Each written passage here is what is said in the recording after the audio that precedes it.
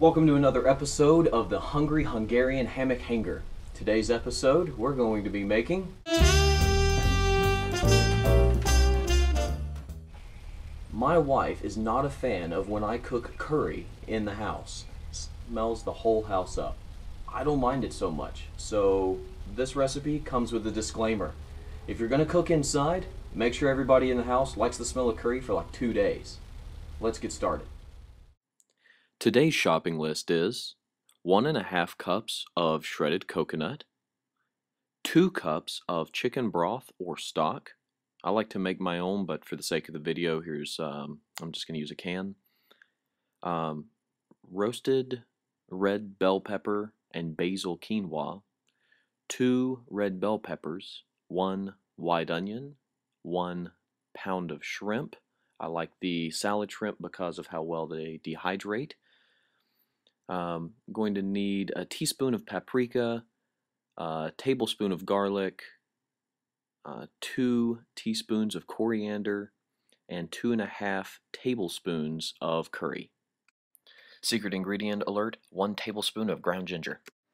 Add 1 3/4 cups of water to a pot. On high heat, add in your quinoa mixture and then stir to combine. Set your kitchen timer to 14 minutes.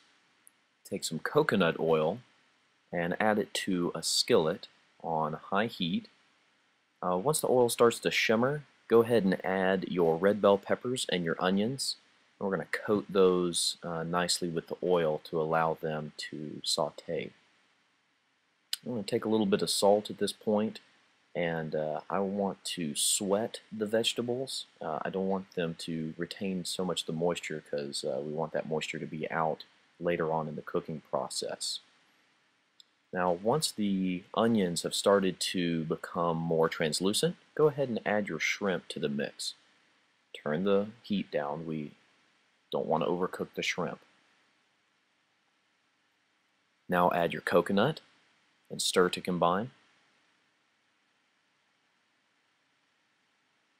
Add your chicken broth or chicken stock.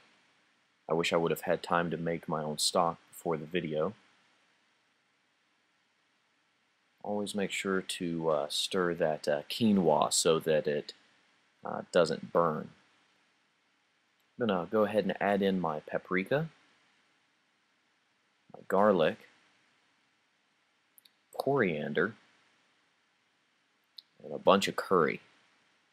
Feel free to add more curry if you would like. I tend to, but my wife, again, doesn't like the smell. Once the 14 minutes is up, you can bring over your quinoa and stir that to combine. Now it's time for the ginger.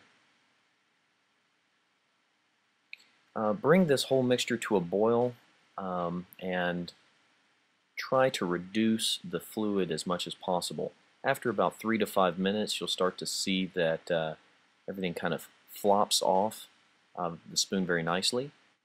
At that point, you can go ahead and begin transferring to your food dehydrator trays. I use a fruit roll-up sheet to make sure that none of this seeps through. For my dehydrator, this will make 2 trays worth or 4 servings. Make sure that everything is pretty evenly distributed. After 12 hours at 120 degrees, this is what it should look like. 1/2 of a dehydrator tray is a serving. Go ahead and kind of crunch the contents up and spread them evenly through the bag so they will vacuum seal all the easier. And in fact, that's all that's left. Once you've vacuum sealed, this meal is nice and done. And there you have it. That's how easy it is to make coconut shrimp curry. Hope that you enjoyed this as much as I do. I'll eat it for breakfast or for dinner. Both are absolutely wonderful. Did want to mention that the majority of the ingredients in this are paleo friendly. So if you're looking to eat healthy out on the trail, this might be a good option for you. I hope you enjoyed this meal. If you have an opportunity to make it yourself, please post your thoughts in the comments below. Tell me what you think it might need. We look forward to seeing you next time on the next episode of the Hungry Hungarian Hammock Hanger.